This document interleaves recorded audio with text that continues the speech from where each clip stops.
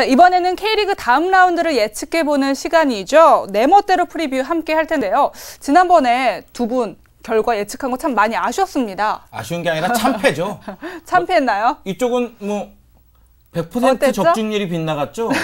그쵸. 몇 개 맞추셨어요? 하나 맞췄습니다. 할 말이 없네요. 진짜. 그것도 루크골로 들어간 경남전 승리 하나 맞췄습니다. 저는 좀 아쉬운 게 네. 경남 성남전도 네. 무승부로 계속 가길래 내가 네. 맞췄구나 했는데 후반 막판에 골이 들어갔고 인천 상주전도 저는 상주의 승리를 예상을 했는데 또 막판에 또 인천이 골을 넣으면서 그게 다 아깝게 좀 놓쳤어요. 아니요, 뭐 아까운 게 어디 있어요. 90분이 끝나보면 그게 결과죠. 오늘은 좀 약간 만회를 하도록 하겠습니다. 네, 알겠습니다. 그러면 오늘 예측해볼 경기를 알아봐야죠. K리그 클래식 2라운드 대진 확인해 보겠습니다. 먼저 인천과 전북이 15일 토요일 오후 2시에 경기를 치릅니다. 같은 시간 부산 아시아드에서도 부산과 포항의 맞대결을 펼치고요. 성남과 서울은 성남 탄천 종합운동장에서 4시부터 경기가 시작됩니다. 다음 날인 16일로 넘어가 보죠. 거리는 가까운데 과연 승부의 세계는 어떨까요? 울산과 경남의 맞대결이 기다리고 있네요. 수원은 상주를 상대로 2연승에 도전하고요. 올 시즌 다크호스로 부상한 전남은 제주를 불러들여 홈에서 경기를 치릅니다. 네, 1라운드와 마찬가지로 모두 6경기가 예정이 돼 있는데요. 오늘은 3경기만 알아보도록 하겠습니다. 먼저 첫 번째 경기부터 만나볼까요?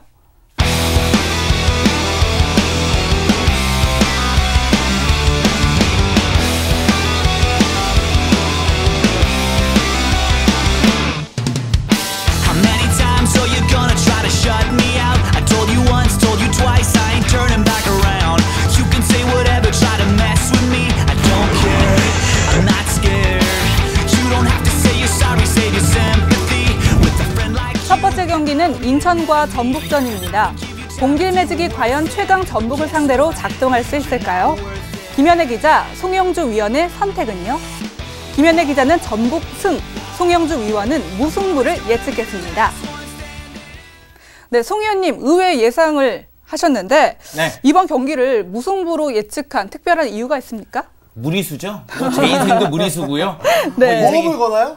네. 모험을 건 이유는 단 하나입니다. 뭐요? 왜냐면은 아침 경기에서 전북이 호주 멜버른까지 원정을 갔다가 돌아옵니다. 네. 멜버른에 제 누나가 이민 가서 살고 있거든요. 네. 그쪽에 한낮이 20도까지 올라가요. 햇빛이 네. 굉장히 강합니다. 네. 시차가 2시간이고요. 네, 네. 비행기만 왕복으로 이제 12시간이 걸리니까 네. 인천공항까지 왔다 갔다 하는 시간 따지면 20시간 정도 걸리거든요. 네. 물론 더블 스쿼드지만 네. 수비 쪽에서는 그렇게 많은 선수를 보유하고 있지는 않습니다. 네. 그렇기 때문에 전북이 인천 원정에서 문제를 좀 드러낼 것이고 그럼에도 패하진 않을 것이다. 그렇기 때문에 저는 과감하게 무승부 같습니다. 김현애 저는 기자님은요? 이제 전북이 더블 스쿼드를 구축한 그 효과가 지금 여기 나올 것 같아요. 네. 이번에. 지금 전북 같은 경우에는 주전 선수들의 지금 뭐 몇몇 선수들을 이제 한국에 남겨놓고 갔다 왔거든요. 그렇기 때문에 체력적으로 뭐 그렇게 큰 문제가 있을 것 같지는 않아요. 그리고 시즌 초반이고 하니까 워낙 그 첫 경기에서 좋은 모습 보여줬고 해서 저는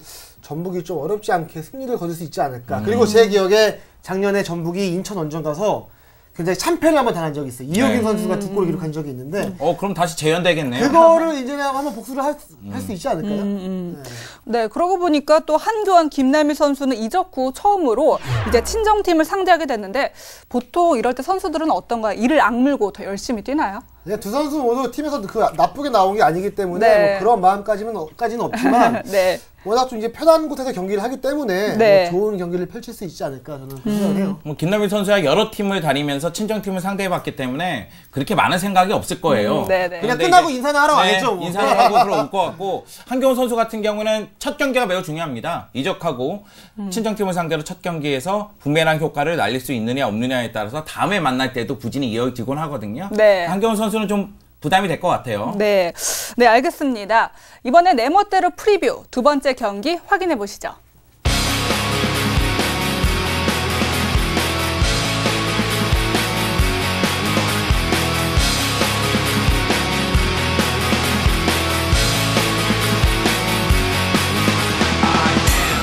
Loneliness, a little bit of disregard, handful of complaints, but I can't help the fact that everyone can see these scars. What I want you to want, what I want you to feel. 승리가 필요한 수도권의 두 팀이 만났습니다. 과연 성남 선수들은 노장 감독에게 첫 승을 선물할 수 있을까요? 두 전문가의 예측 결과는 김현애 기자 무승부, 송영주 위원은 서울의 승리를 예측했습니다. 네, 첫 라운드에서 이제 패배를 맛봤는데 어떻게 보시나요? 일단은 성남은 제 생각에는 물론 이제 공격 쪽에 김동석과 제퍼로프 등 네. 기존 선수들이 있지만은 아직은 박종환 감독의 색깔이 드러나지 않고 있다. 네. 이것이 이제 경남전에서 드러났고요. 네. 서울 같은 경우에는 페널티킥을 허용하면서 패배는 당하긴 했지만은 역시 전체적으로 경기력이 나아질 것이라는 희망이 있거든요. 여기에 네. 저는 네. 오히려 서울은 전북과 다르게 주중에 아침 경기 있는 게 매우 중요합니다. 왜냐면은 서울보다는 휴식 기간이 좀 있고요. 중국 네. 원정 갔다 오니까요. 네. 그리고 날짜도 하루 더 있다가 이제 대결을 펼치니까 네. 서울 같은 경우에는 이 주말 경기에 대한 부담이 없는 상태에서 지금 조직력을 끌어올려야 되는데 경기 수가 많은 거는 효과를 볼 수 있다고 저는 생각하거든요. 네. 그런 측면에서 이번에는 서울이 이기지 않을까 생각을 합니다. 저는 대안의 빈자리가 너무 큰 것 같아요. 지난번 이제 전남전에서도 이제 윤일록과 이제 에스쿠데로를 최전방 기용을 했는데 이 두 선수가 이제 움직임은 좋고 분명히 뛰어난 선수인 건 확실한데 네. 역시 그 확실한 그 마무리 능력이 약간 좀 아쉬웠어요. 네. 그래서 그런 면이 성남전에서도 좀 이렇게 나오지 않을까 싶어요. 그래서 저는 그 성남도 그렇게 상황이 그렇게 좋진 않기 때문에 두 팀이 무승부를 좀 거두지 않을까 그렇게 예상을 합니다. 네. 조심스럽게 이 두 경기 선제골도 한번 예상을 해볼까요? 무승부가 0대0 무승부예요? 그러니까 저는 골이 많이 안 날 것 같아요. 0대0이나 1대1 정도? 뭐 그럼 1대1이라고 생각하고 누가 골 넣을 것 같아요? 저는 김동석 선수가 한 골 넣고 네. 그 다음에 성남의 자책골 하나 해보도록 하겠습니다. 왜냐면 서울이 그렇게 딱히 골을 넣을 수 있는 선수가 지금 떠오르는 아니 지금 에스쿠데로, 윤일록, 하파에 다 무시하는 겁니까? 그 선수들이 이게 툭탁툭탁 만들어서 마지막에는 성남 선수 발 맞고 들어가서 좀 그런 골이 하나 나오지 않을까 자, 제 말대로 이루어집니다. 김치우 선수가 프리킥 상에서 골을 넣습니다. 네. 그리고 나서 윤일록 선수가 역습상에서 뒷공간을 파고들면서 또 골을 넣습니다. 생각나는 대로 막 그렇게 얘기하지 마세요. 아닙니다. 그리고 이제 최용수 감독이 박종환 감독에 대한 예의를 지키기 위해서 김동섭에게 한 골 정도 허용하면서 역시 2대1로 서울이 이길 것 같습니다. 빨리 끝내자 녹화. 네. 네, 알겠습니다. 이번에는 오늘 예측할 경기, 마지막 경기를 만나보도록 하겠습니다.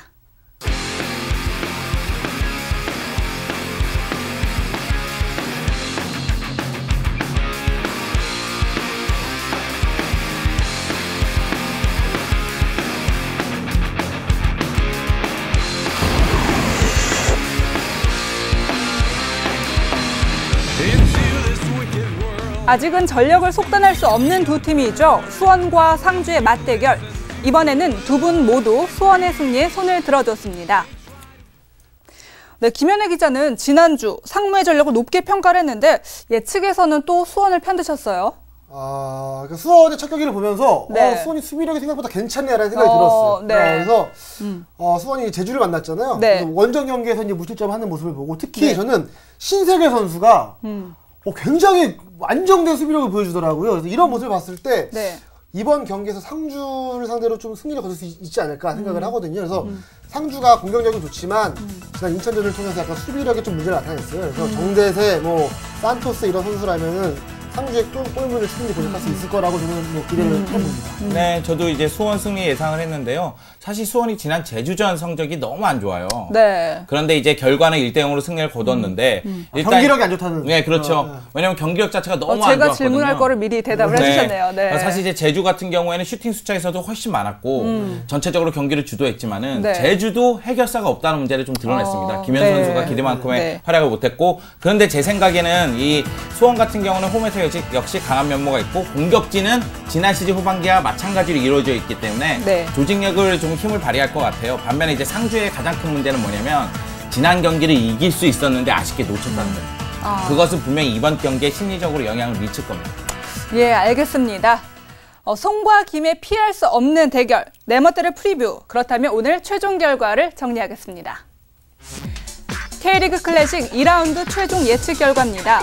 먼저 인천 전북전 김현애 기자 전북의 승리, 송영주 위원은 무승부를 예상했습니다. 또 성남과 서울의 경기에서도 두 분의 예상이 엇갈렸는데요. 김현애 기자가 무승부, 송영주 위원은 서울의 승리를 점쳤습니다. 마지막 수원과 상주전은 김현애, 송영주 두 분 모두 수원의 승리를 예상했습니다.